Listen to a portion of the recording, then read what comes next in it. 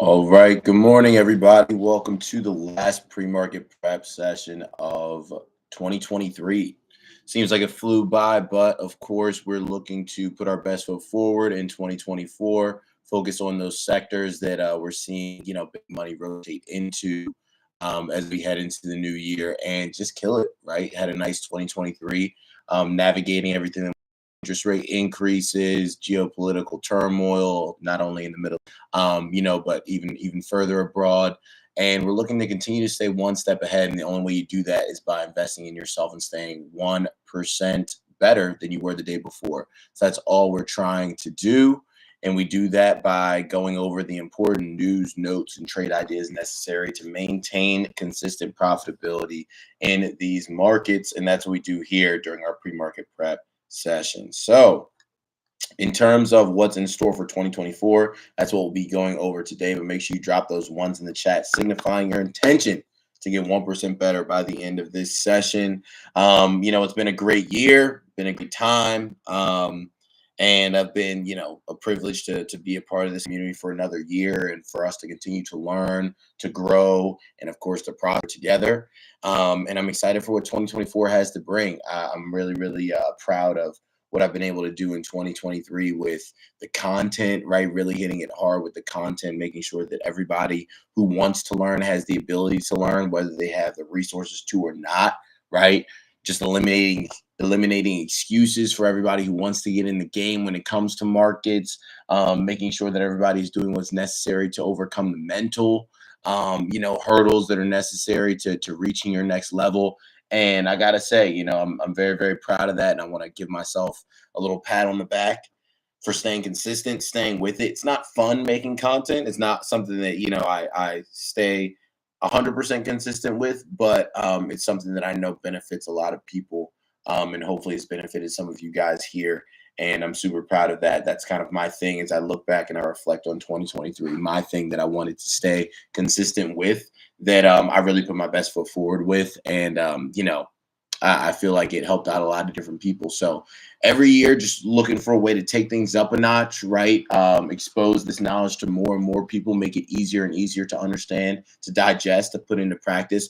And I feel like, we did a great job of doing that this year between, all the different changes that we made, integrating the Loom videos, having the challenges, the increased access to one-on-ones. Like, I love the fact that so many more people in 2023 took the time to get into the game, right? Get into the game, get into the money game, get into the market game. And it's something I'm looking to take, a notch further in 2024. So very happy, very appreciative. I kind of wish we had one of those like end of year roundups. Like, I wish Thinkorswim could tell you, just like Spotify does, you're like most played artists. I wish it could tell me like my most traded stocks. Like, what's the most traded stock? What is like the highest return of the trade? All that. That would be really cool to do like a recap. Maybe there's some AI program that I could get to go to the Facebook group, scrape all that information, and then maybe provide us with some sort of summary. Not sure yet, but I think that would be fun. That would be a nice little way to cap off the year if we were able to do that, go over some amazing highlights. But without further ado, let's dive into what we have going on today. And our top news is what's in store for 2024. So it's that time of year again. Investors are taking out their crystal balls to set up their portfolios for 2024. But many are wary after the unexpected turn of events that materialized over the past year. Most economists and analysts on Wall Street got things wrong in 2023, ranging from recession predictions and a down year for the market to the last mile of inflation would be the hardest to conquer. Going into the coming year, we'll explore some commentary from the Seeking Alpha analysts that got it right and what they say is now in store for 2024. So in terms of economic news here, no sign of financial stress in 2023.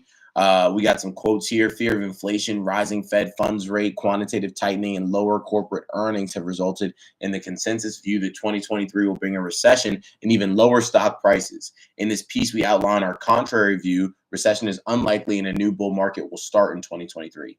Interest income will add to the economy and help drive stocks higher. If current net spending by the government is maintained, we expect SPX to hit 4,900 in 2023. So that was, kind of one of the contributors to Seeking Alpha that got things right. In 2024, the same person said, I'm assuming the government spending will stay at 2023 levels until the November election. Although there's lots of talks about high levels of debt in the private sector, the bank credit GDP ratio is back down to pre-pandemic average. The delinquency rates on business loans are near historic lows, and so are delinquency rates on consumer loans and household debt service payments as a percent of disposable personal income. Deficit spending is higher than last year, and if maintained, will drive SPX to new highs. SPX is just, a different ETF that represents the market, the S&P 500. SPX is just a little bit more volatile, right? A little bit more crazy, but it still just measures SPY, right? The S&P. So in terms of my 2 cents, because that's, I guess what you guys are here for. In terms of my 2 cents, my outlook going into next year, there's a few random thoughts that I'll kind of piece together. The first one is that, typically during an election year, the sitting president does everything if they have a chance at reelection to get reelected. And one of those things that Biden has been really doing is keeping inflation artificially low, and partially doing that through the energy sector. So tapping all these different, kind of environmentally questionable sources that we have of gas, and even morally questionable sources when we talk about our relationship with Venezuela, but making sure that we have access to a ton of gas. It goes directly to the pumps, not to the Strategic Petroleum Reserve, and that keeps prices artificially low. What does that do if you keep prices low? Over the course of consecutive inflation reports, it looks like inflation is going down more than it is, right? So then the Fed ends up deciding to roll back interest rates, and that helps, right? Because markets soar, more transactions are done, right? People buy cars, houses, take out loans, all of that when interest rates are low. So presidents like interest rates low. So that's been kind of Biden's plan, and it's been working as of right now, right? It's been working. The inflation measures have been lower. The Fed is looking a lot more, they've got a lot more lenient outlook. So overall, things look bullish from that standpoint when we talk about breaking down the bullish factors and then breaking down the bearish factors. So the bullish factors are that interest rates, are likely going to start decreasing in March. That's huge, right? It's important to keep an eye on the time in which that's going to happen, because the same thing happened in 2022, right? Interest rates started going up in March of 2022. People weren't paying attention to the date, they weren't ready for it, and then things start to drop and they're caught off guard. So make sure you're aware of that. Presidents do whatever they can in order to make things great for the market during an election year. That's the bullish case, right? That's the bullish case. The bearish case is that there are still a lot of geopolitical tensions that are only getting worse at this point. So when you look at what's happening with Israel, and Palestine and everything that's going on in the Middle East provides a lot, right? When it comes to our economy, the global economy, when you look at how much goes through there, from oil to supplies to food, it's a lot. And even now in the Red Sea, there's a lot of disturbances with like Houthi rebels that are, turning into pirates and just bombing the crap out of ships and looting ships and whatnot. That makes it harder, and that can be an external inflationary force. Same thing with Ukraine, right? Again, this conflict between Ukraine and Russia is dragged out. Vladimir Putin is believed to be terminally ill. At any point, he could lose his marbles and escalate this conflict, and that would cause extreme external price shocks to what we have going on here. So that's my big thing, is that even though, and I'd caution everyone going into 2024, even though interest rates are going to be going down, it's an election year, Biden will continue to do everything he can to keep the market afloat and make himself look good going into an election year. Even though all of that is the case, please don't go out and spend super frivolously just because interest rates are going down, right? Because these wars, if there is any slight escalation, fuel prices can go through the roof, food prices can go through the roof, water prices can go through the roof, right? All of that you have to be very, very aware of. So, you guys are here to learn about stock market things, but often stock market things end up being good real life things to pay attention to, right? Just like with interest rates starting to increase in March of 2022, I was like, hey, if you're thinking about maybe, going out and getting a new car or this and that and the third, maybe you want to hold off on that, right? If you're living in a place you can't afford, maybe you want to move, because the way that things are going, right, it's not really the best time to be to be doing all that. You don't want to go into a time like that with no disposable income, no income left over, right? And that's helped me navigate and be a good human, right? And understanding that, oh, you sign a provision when you signed a lease in a COVID year that they still had the right to up rent, and they did by 40%. A lot of people had to move because of that, right? Because they increased rent by 40%. But that was not the case with where we were. Why? Because where we lived, I was aware of that, right? And I was like, hey, going into this, I'm not living anywhere that I can't afford to pay for twice over, right? So you want to have that same idea, as you go about navigating 2024. This is not the time to just say, okay, every little bit of money I had left, now the interest rates go down, I'm going to just throw it at a new car, a new house, this, that, all these different things you might not necessarily need, just because what I expect and what a lot of others expect is we decrease interest rates, we do so too early, and then inflation flies right back up, right? And that's the big issue, is that can cause a prolonged issue in terms of the next few years if we're not yet ready to actually decrease interest rates. And we're just doing it for the sake of an election. That's the tough thing about democracy, is that the long-term goals get thrown out of the window because short-term gain is necessary for people to remain in office. That's my big thing. Big two factors that I think are super keep an eye on going into 2024 and keep in the back of your mind is that, number one, these wars don't seem to be slowing down, and they are in very, very delicate areas. Again, Ukraine produces so much food for Europe. If there's any slight escalation, right, any type of warhead involved, anything like that, suddenly food prices skyrocket, right? So the same thing happening with oil and all the different things that come through the Red Sea. So please understand that we're not out of the woods yet, just because of the inflation numbers that come through. I'm not saying this to be like, oh, make you scared or make you. I'm doing this to make sure you're aware, because I don't want you to get caught off guard, right? If something happens and suddenly you go and bread is twice the cost, you're like, hey, I understood that this is a possibility. I planned for it, right? Same thing with gas, right? Okay, I've understood this is a possibility. I've planned for it. Right? I just want you to have that possibility in your head so that if it happens, you're good. Same thing with traffic. If you're driving somewhere and you don't expect traffic and you get traffic, it ruins your day. If you're driving and it could be traffic, you planned for it. So you want to make sure that you just plan for these things going into 2024. And those are kind of the two, that's the dichotomy between the two. The bullish case is that, presidents are going to do whatever they can in order to get reelected. The bearish case is that we still have these wars going on right now. And also, if we decrease rates quicker, than we're supposed to, it could cause prices to shoot right back up. And it might make for still a solid 2024, but that might hurt us 2025, 2026, right? If we decrease them for a year, inflation shoots back up, and now we're back to increasing rates in 2025 or 2026. So these are just kind of the balls that are in the air that you have to look at while you're juggling, heading into this new year. Now, let's see here. In terms of stocks, we've got more opinions here. This one is on the bull market continuing. 2023, this person said inflation is dying. The Fed will most likely reverse hard. It's amazing that it sounds like everybody's expecting a recession, but recession means down GDP quarters, and we're not seeing that. In our generation, it's not hard to think the market gets 20x.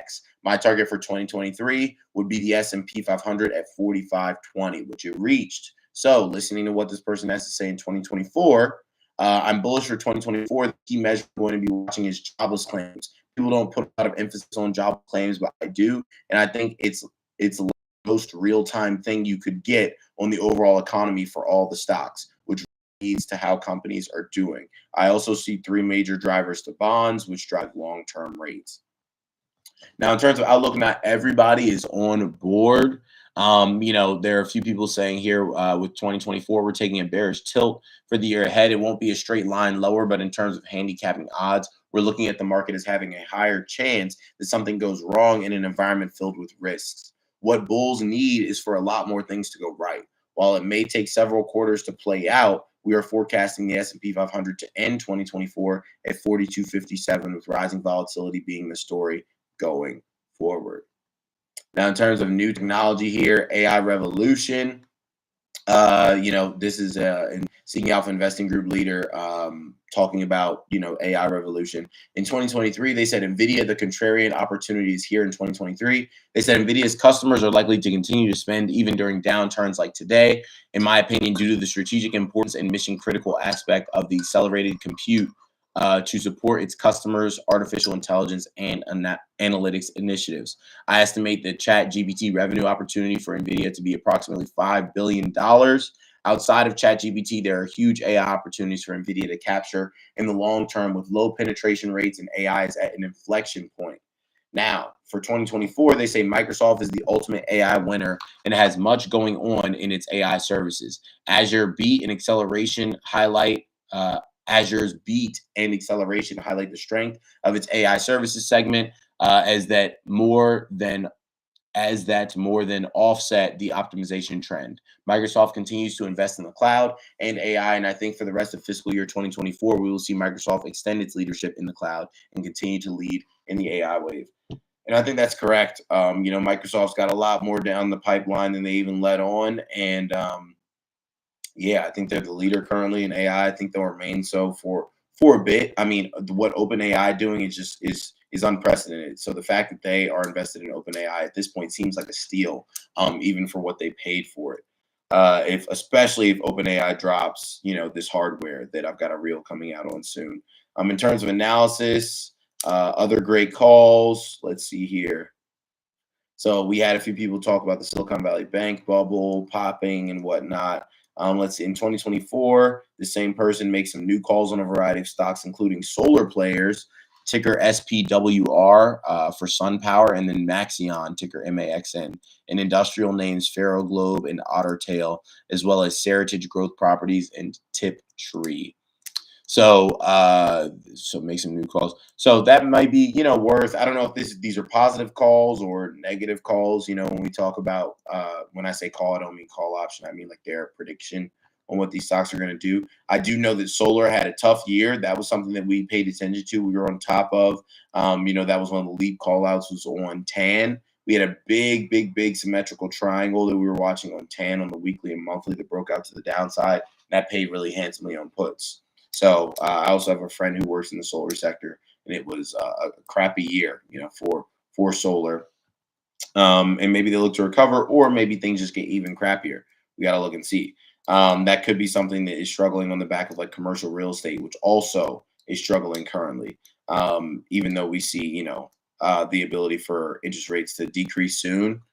Real estate is definitely one of those sectors that we're looking at heading into 2024. Zillow, Redfin, right? Names you guys have heard me mention before. In terms of today's markets, in Asia, Japan were down 0.5%, Hong Kong down 0.2%, China up 0.7%, India down 0.2%. The FTSE in London up 0.2%, Paris up 0.3%, Frankfurt up 0.3%, the Dow up 0.1%, S&P up 0.1%, Nasdaq up 0.1%, crude up 0.4%, gold down 0.4%, Bitcoin down 0.5%. What else is happening? Google to settle $5 billion incognito mode privacy lawsuit. Baidu's AI product ErnieBot surpasses 100 million users.